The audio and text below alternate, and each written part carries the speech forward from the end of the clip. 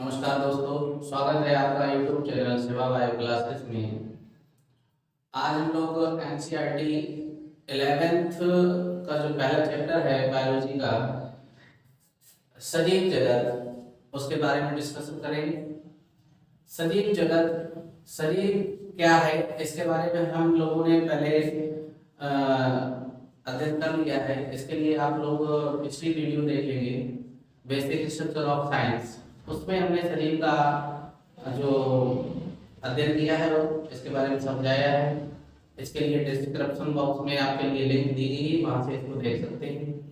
शरीरों के लक्षण क्या हैं ये भी उसी में आपको मिलेगा, वहां से आप इसको देख लेंगे।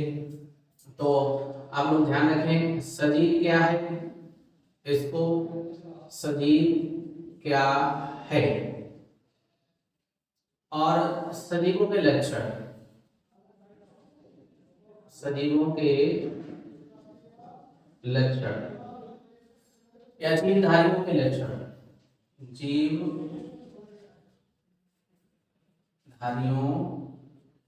के लक्षण, ये आप लोग बेसिक स्ट्रक्चर ऑफ साइंस जो टॉपिक है हमारा पिछले वीडियो में दिया है, उसमें आप इसको देखिए। इसके बाद सजीव जगत में हम यहाँ पर बात करते हैं। सबसे पहले संसार में बहुत सारे जीव हैं और इन जीवधारियों का एक साथ अध्ययन करना बहुत ही मुश्किल है। तो अध्ययन के दृष्टि से एक जो अध्ययन है वो सरल हो सके, उसके लिए वैज्ञानिक थे स्वीडन के, जिनका नाम था कैरोलस लिनियस, और जिन्होंने एक पद्धति दी वर्गीकरण की। तो आप ध्यान रखें, हम यहाँ स्टार्ट करते हैं। टॉपिक आपका जो रहेगा वो होगा वर्गीकरण। आप लोग ध्यान रखें, वर्गीकरण, क्लासिफिकेशन, वर्गीकरण क्या कहते हैं, क्लासिफिकेशन। ठीक है, देखिए क्लासिफिकेशन की बात करते हैं हम लोग। क्लासिफिकेशन क्या है, आइए वर्गीकरण। संसार में बहुत से जीवधारी हैं और इन जीवधारियों का अध्ययन करना बहुत ही मुश्किल है। इसके लिए यहाँ पर सबसे पहले वर्गीकरण कर लेते हैं। वर्गीकरण है क्या, तो परिभाषा में जाएंगे। जीवधारियों को, जीवधारियों को उनकी समानता व असमानताओं के आधार पर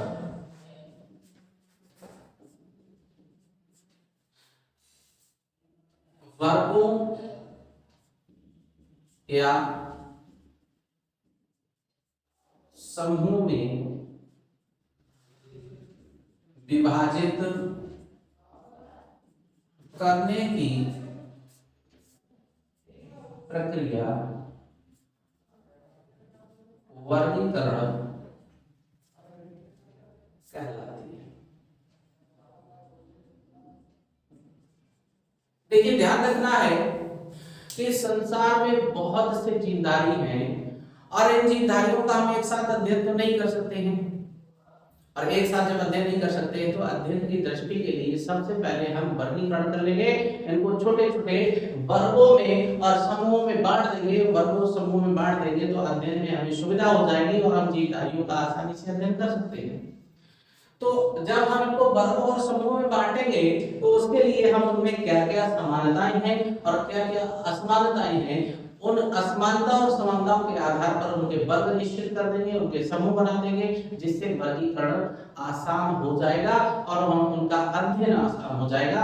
तो आप ध्यान रखेंगे, जीवधारियों को उनकी समानता और असमानता के आधार पर वर्गों और समूह में बांटने की प्रक्रिया क्या कहलाएगी, वर्गीकरण कहलाएगी। ये तो वर्गीकरण हो गया। बात आती है कि वर्गीकरण जो है यहाँ पर इसको किसने दिया, तो ध्यान रखें कि वर्गीकरण की जो प्रोसेस है वो नोट पॉइंट में आप लोग ध्यान रखें। वर्गीकरण की प्रोसेस कैरोलस लिनियस ने दी। कैरोलस लीनियस, ध्यान रखिएगा कैरोलस लीनियस। और नोट पॉइंट में ही आप याद रखें विज्ञान की वह शाखा, जीव विज्ञान की वह शाखा जिसके अंतर्गत वर्गीकरण का अध्ययन किया जाता है। जीव विज्ञान की वह शाखा जिसके अंतर्गत वर्गीकरण का अध्ययन किया जाता है उसे वर्गीय या वर्गीकरण विज्ञान कहते हैं, टैक्सोनॉमी कहते हैं। और वर्गीकरण विज्ञान के जनक हैं वो भी कौन है? कैरोलस लीनियस, फादर ऑफ, ध्यान रखें, टैक्सोनॉमी, वर्गीकरण विज्ञान के जनक कौन है? Carolus Linnaeus. चलिए, वर्गीकरण विज्ञान के जनक कैरोलस लीनियस। इसके लिए हमने आपको कहा वर्ग और समूह बनाए तो कैरोलस लीनियस ने यहाँ वर्गीकरण की कुछ इकाइयां दी हैं, यूनिट्स ऑफ क्लासिफिकेशन। उन इकाइयों के बारे में अगर हम लोग चर्चा कर ले थोड़ी सी, चलिए इकाइयों पढ़ लेते हैं हम। वर्गीकरण की जो इकाइयां हैं, क्लासिफिकेशन की जो यूनिट्स हैं, उनके बारे में हम लोग पढ़ लेते हैं। कितनी इकाइयां वर्गीकरण के लिए दी गई हैं, तो इसके लिए आप ध्यान रखें वर्गीकरण की जो इकाइयां हैं वो आपकी वर्गीकरण की इकाइयां,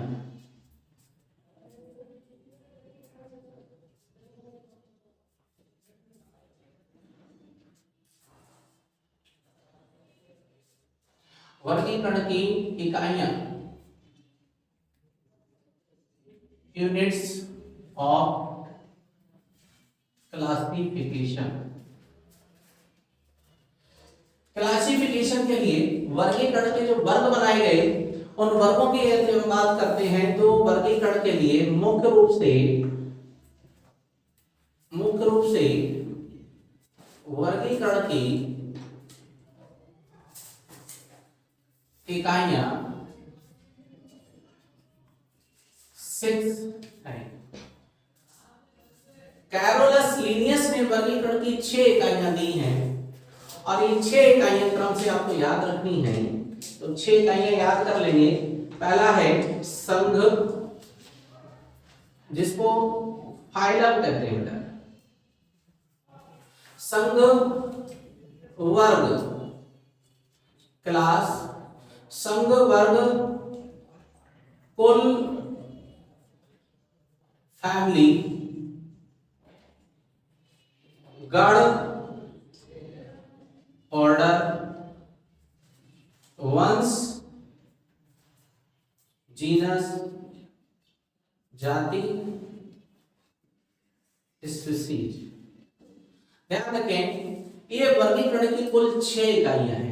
अब इकाइयों की यदि हम बात करें तो यहां पर ध्यान रखना है कि मुख्य रूप से कैरोलस लीनियस ने 6 इकाइयां दी हैं वर्गीकरण की।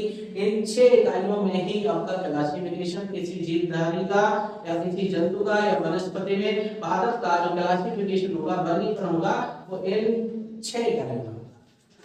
हमने आपको एक उदाहरण दिया है कि जैसे आपका प्रदेश है तो प्रदेश कौन सा है? उत्तर प्रदेश। उत्तर प्रदेश आपसे पूछा जाएगा जनपद, जिला कासगंज हो गया आपका, जो भी है, एटा है, ठीक है, तो बदायूं है, जो भी होगा, फरुखाबाद आदि। इसके बाद तहसील की हम बात कर लेते हैं तो तहसील जो आपकी लगती हो वो तहसील हो जाएगी। और इसके बाद आएगा आपका ब्लॉक, ब्लॉक की बात करेंगे, फिर ग्राम पंचायत। तो ये जो एक हमारा सोशल वर्गीकरण हो गया, क्लासिफिकेशन सामाजिक वर्गीकरण हो गया, इसी प्रकार से हम जीवों का भी वर्गीकरण कर रहे हैं यहाँ पर। तो उसमें सबसे पहले संघ आएगा और संघ के बाद वर्ग आएगा, वर्ग के बाद कुल है, गण है, वंश और जाति। यहाँ पर नोट पॉइंट में आप लोग याद रखेंगे कि जाति जो है वो वर्गीकरण की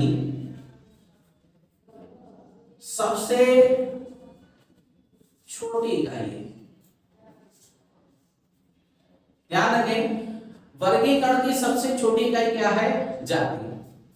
जाति स्पीशीज सबसे छोटी इकाई के रूप में जानी जाती है। और जाति जो है जातियां जब कई आपस में मिल जाएंगी तो एक वंश का फॉर्मेशन होगा, वंश बनेगा, जीनस के अंतर्गत आएंगे, जीनस वंश से गण और गण से कुल, कुल से वर्ग और संघ बन के तैयार होगा। यहाँ आपको ध्यान रखना है, संघ से ऊपर अगर हम जाएंगे तो जगत आते हैं, किंगडम। तो किंगडम जो है संघ से ऊपर हो गया। वैसे वर्गीकरण की जो इकाई है सबसे बड़ी, अगर हम उसकी बात करेंगे तो वो संघ ही है, फाइलम है। चलिए, वर्गीकरण की इकाइयां आप लोगों को समझ में आ गई होंगी। इसके बाद इन वर्गीकरण की इकाइयों में ही यूनिट्स ऑफ क्लासिफिकेशन के बाद जो कैरोलस लिनियस हैं, उन्होंने जीवों के लिए वर्गीकरण करते हुए एक पद्धति दी, एक सिस्टम दिया, और इस सिस्टम को इन्होंने नाम दिया द्विनाम पद्धति, बाइनोमियल नोमेनक्लेचर। आइए उसके बारे में भी हम थोड़ी जानकारी कर लेते हैं। वर्गीकरण के आधार पर जो पद्धति है, उस पद्धति की अगर हम बात करें तो द्विपद नाम पद्धति या द्विनाम पद्धति, द्विपद नाम पद्धति, इसको कहते हैं बायोनोमियल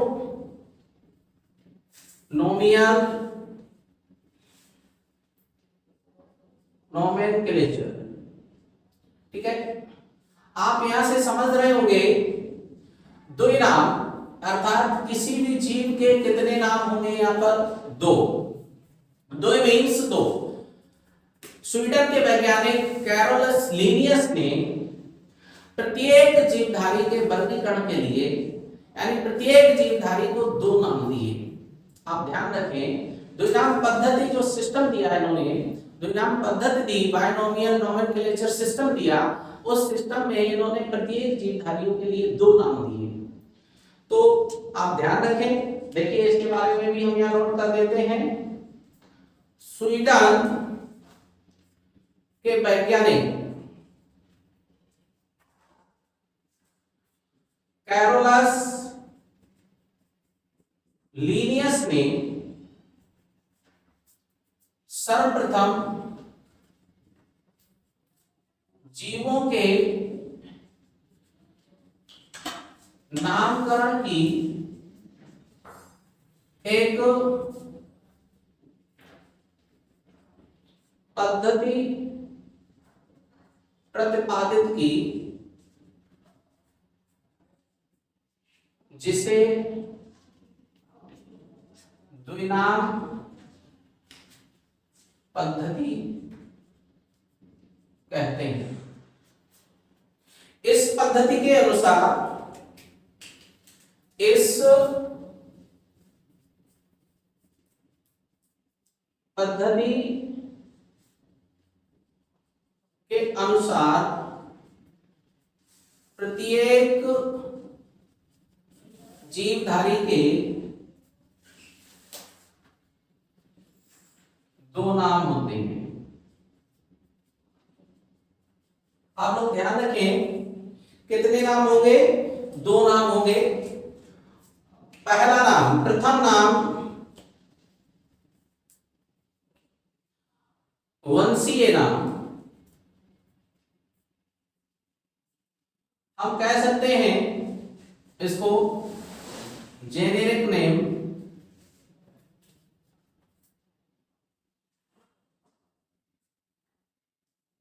कहलाता है, जो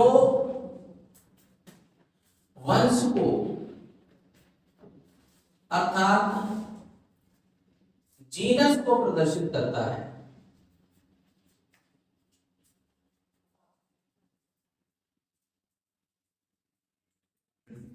प्रदर्शित करता है। दूसरा नाम आप लोग ध्यान रखें, सेकंड नाम विशिष्ट नाम, स्पेसिफिक नाम,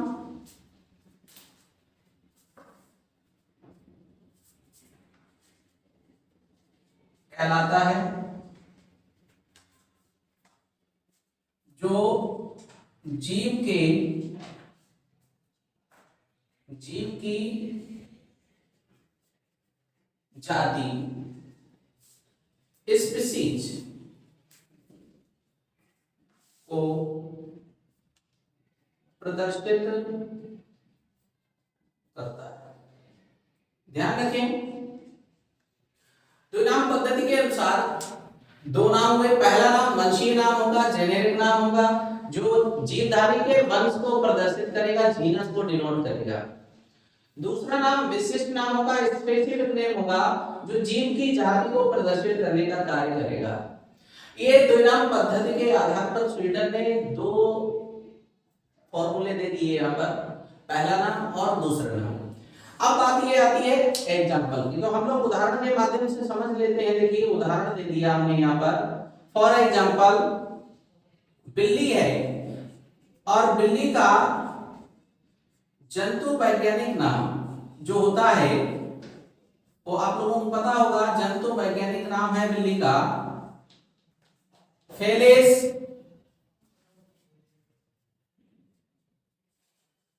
डोमेस्टिकस या फेलिस डोमेस्टिका। अब यहां पर दो नाम हुए, एक तो फेलिस हो गया, दूसरा डोमेस्टिकस या डोमेस्टिका।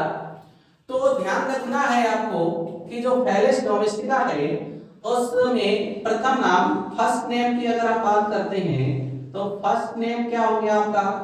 फेलिस।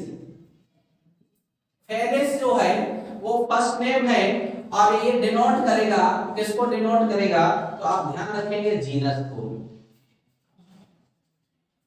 ठीक है, वंश को प्रदर्शित कर रहा है। और सेकेंड नेम जो है आपका, वो सेकेंड नेम क्या है बेटा? ध्यान रखें, डोमेस्टिकस। और डोमेस्टिकस किसको डिनोट कर रहा है आपका? ये स्पेसिफिक नेम है, इसलिए स्पीशीज को डिनोट कर रहा है, अर्थात जाति को। तो ध्यान रखना है। इसी प्रकार से बहुत से आप लोग पढ़ रहे होंगे, जैसे मेंढक है और मेंढक का नाम लिख दिया हम लोगों ने राना टिग्रीना। तो राना क्या हो गया? वंश हो गया, और टिग्रीना क्या होगी? जाति। तो ये द्विनाम पद्धति है, आप लोग ध्यान रखेंगे। द्विनाम पद्धति में प्रत्येक जीव के दो नाम दिए हैं कैरोलस लिनियस ने, पहला नाम वंश का और दूसरा नाम जाति का, ठीक है। यहीं पर हम लोग समझ लेते हैं छोटा सा जो आपका शब्द आ जाता है जिसको कहते हैं नामकरण, नॉमेनक्लेचर। नॉमेनक्लेचर क्या है, नामकरण क्या है? तो आप ध्यान रखें कि प्रत्येक जीवधारी को अंतरराष्ट्रीय नियम के आधार पर नाम देने की प्रक्रिया नामकरण कहलाती है। जो भी जीव है उनको अंतरराष्ट्रीय स्तर पर हम एक वैज्ञानिक नाम देंगे, उनको जंतु वैज्ञानिक नाम देंगे और पादप वैज्ञानिक, वनस्पति वैज्ञानिक नाम देंगे, और ये प्रोसेस जो होगी उसको हम नामकरण कहेंगे, नॉमेनक्लेचर कहेंगे, ठीक है। यहाँ पर कैरोलस लिनियस ने कुछ द्विनाम पद्धति के अंतरराष्ट्रीय रूल भी बनाए हैं, और ये अंतरराष्ट्रीय रूल क्यों बनाए गए हैं इनकी भी हम लोग चर्चा कर लेते हैं। देखिए आप ये जो अंतरराष्ट्रीय रूल्स या फिर द्विनाम पद्धति वो अंतरराष्ट्रीय स्तर पर क्यों कार्य कर रही है, ये अध्ययन की सुविधा के लिए कि हमको आसानी से जीवों का अध्ययन कर सके, इसलिए बहुत ही आवश्यक है। क्यों? क्योंकि आप यहाँ पर बैठे हुए हैं, अपने इंडिया में गौरैया पक्षी को गौरैया कहेंगे, हाउस स्पैरो कहते हैं, और इसी गौरैया को अगर हम लोग जापान जाएंगे तो वहां पर इसका नाम है सुजून, ठीक है, सुजून। तो सुजून और हाउस स्पैरो, गौरैया, तीन वर्ड हो गए, आप ध्यान रखिए। तो वहां का व्यक्ति जो जापान में रहने वाला है वो उसको गौरैया नहीं जानता है, वो सिर्फ अपनी भाषा, अपनी लैंग्वेज जो उसकी मातृभाषा है वहां का प्रयोग करेगा और उसको सुजून बोलेगा। तो इसलिए यहाँ का जो सिलेबस है आपका, यानी जो जंतु वैज्ञानिक नाम अगर दिए गए हैं तो वो अंतरराष्ट्रीय स्तर पर, इंटरनेशनल लेवल पर ये कार्य करेंगे आपके। आप यहाँ पर भी राना टिग्रीना मेंढक को पढ़ रहे हैं तो जापान, अमेरिका, इंग्लैंड, प्रत्येक देश में मेंढक के लिए राना टिग्रीना वर्ड का ही प्रयोग हो रहा है, ठीक है, आप ये ध्यान रखें, इसमें अध्ययन की सुविधा हो रही है, हम आसानी से उसको पहचान सकते हैं, किसी से कहीं भी हमारी कोई इस प्रकार का झगड़ा नहीं होगा इस बात को लेकर कि भाई ये गौरैया है और ये सुजून है। ठीक है, तो हम लोगों में भिन्नता इस प्रकार से नहीं रहेगी। आइए हम लोग चर्चा कर लेते हैं कि द्विनाम पद्धति जो है बायोनोमियल नोमेनक्लेचर है, उसके लिए कुछ जो क्राइटेरिया बनाए गए हैं, अंतरराष्ट्रीय रूल दिए गए हैं, नियम दिए गए हैं, उनके बारे में भी थोड़ी सी चर्चा कर लेते हैं। अंतरराष्ट्रीय नियम क्या है? देखिए, द्विनाम पद्धति के कैरोलस लिनियस ने कुछ नियम बनाए कि वर्गीकरण करते समय यानी नामकरण करते समय द्विनाम पद्धति में जीवों के किस प्रकार से नामकरण किए जा सके। तो द्विनाम पद्धति के अंतरराष्ट्रीय नियम,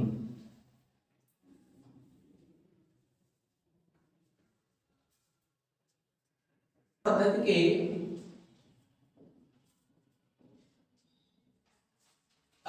अंतरराष्ट्रीय नियम, ठीक है, international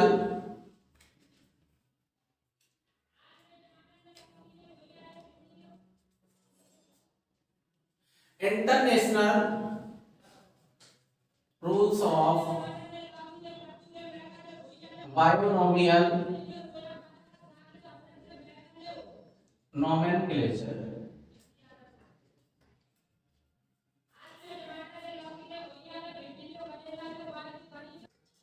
international rules of binomial nomenclature या हम यह लिखते हैं टैक्सोनॉमी।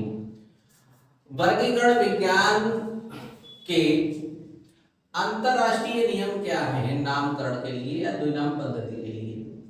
तो आइए इन नियमों के बारे में हम लोग चर्चा कर लेते हैं। नंबर 1, प्रत्येक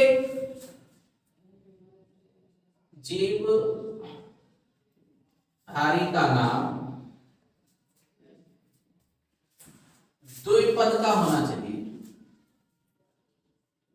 द्विपद अर्थात हम कह सकते हैं दो शब्दों का। ध्यान रखें, प्रत्येक जीवधारी का नाम द्विपद का होना चाहिए। आपने देखा, हमने लिखा था फेलिस डोमेस्टिका, तो एक पद तो फेलिस हो गया और दूसरा पद हो गया था डोमेस्टिका। प्रथम नाम वंश का नाम होना चाहिए। प्रथम नाम वंश को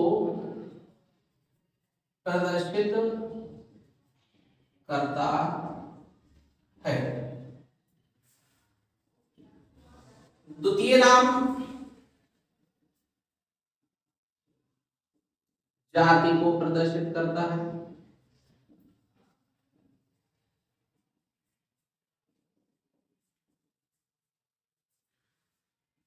पहला नाम हमने लिखा था फेलिस, तो वंश को प्रदर्शित करने वाला नाम था, जीनस को प्रदर्शित करेगा। द्वितीय नाम जो दूसरा नाम है वो जाति को प्रदर्शित करने वाला जातीय नाम है, स्पेसिफिक नाम है, याद रखेंगे। प्रथम नाम जो होगा यानी वंश का नाम अंग्रेजी के बड़े अक्षर से अर्थात कैपिटल लेटर में, ध्यान रखें कैपिटल लेटर में लिखा होना चाहिए या लिखना चाहिए।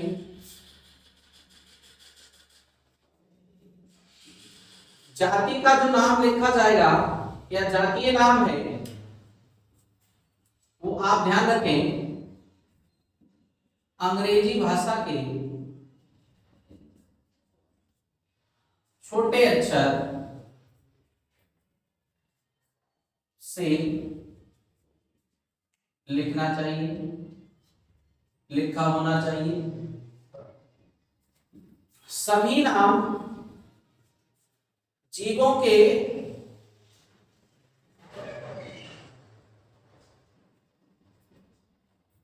सभी नाम अंग्रेजी भाषा या लैटिन भाषा में होनी चाहिए।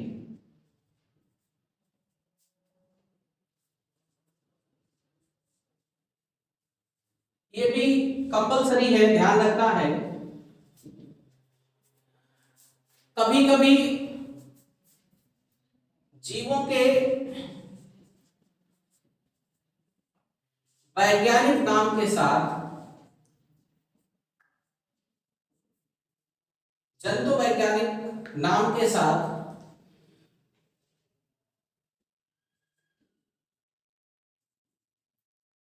खोजकर्ता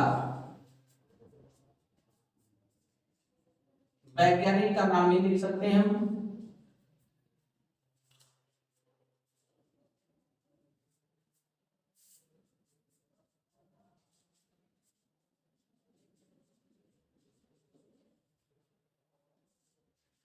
और जीवों के नमूनों को संग्रहालय में